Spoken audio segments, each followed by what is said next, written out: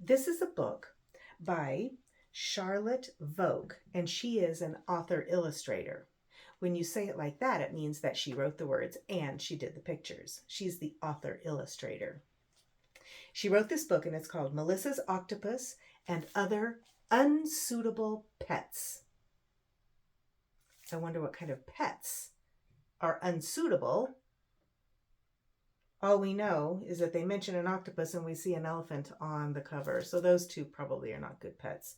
But I wonder what else. I wonder if my dog is included in that. I think she's perfectly acceptable. What about you? Here we go. Before we get started, do you know what unsuitable means?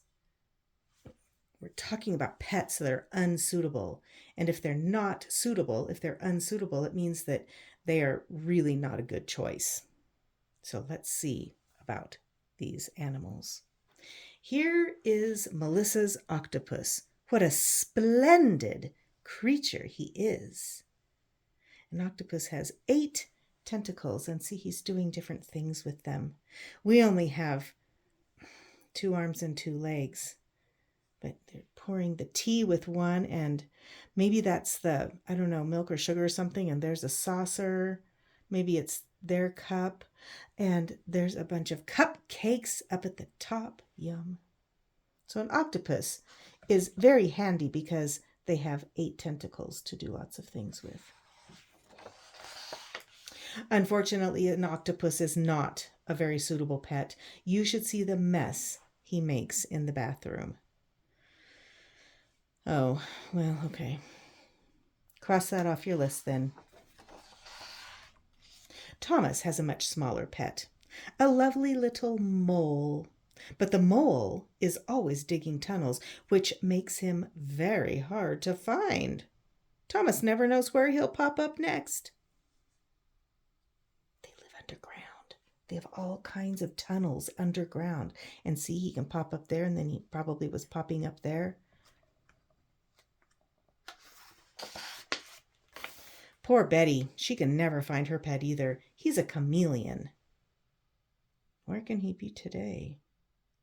So, where is this chameleon? A chameleon is a type of lizard, and he camouflages himself by looking like his surroundings. And she's looking under there. So chances are the chameleon is somewhere on that fabric. Do you see it anywhere? I'm not going to tell you. I see him. You better look a little harder. Did you spot him? All right, let's move on. This is Arthur's warthog. Isn't he a beautiful animal? I don't know, he's not what we generally consider beautiful. But a warthog is not a great pet. A warthog does exactly what it wants. So I guess he makes messes. Caroline's giraffe is a gentle pet with lovely long legs.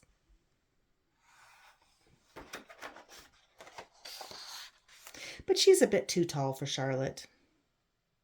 I don't think she would fit in Charlotte's house either, do you? This is Simon's worm. He's not a bad pet, but Simon never knows which end to talk to. That's silly. This is Peter's elephant. He's very big. He's also very heavy. It looks like he's going to break that stool, doesn't it?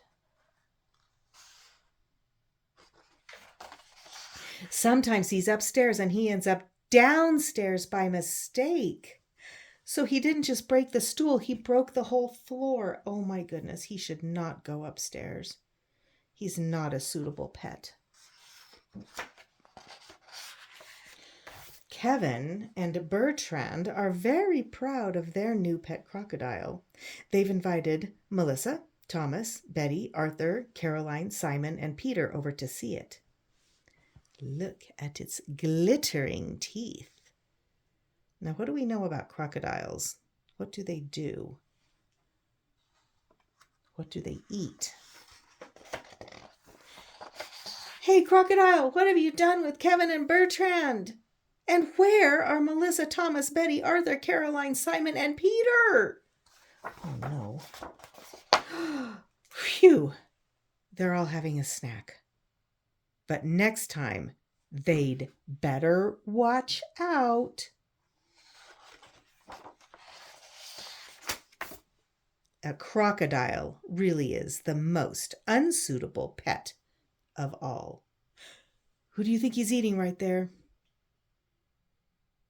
Oh my goodness. You really don't want to get close to a crocodile. They really truly do eat humans. I want to go back and I want to see who that is. Do you think it shows us?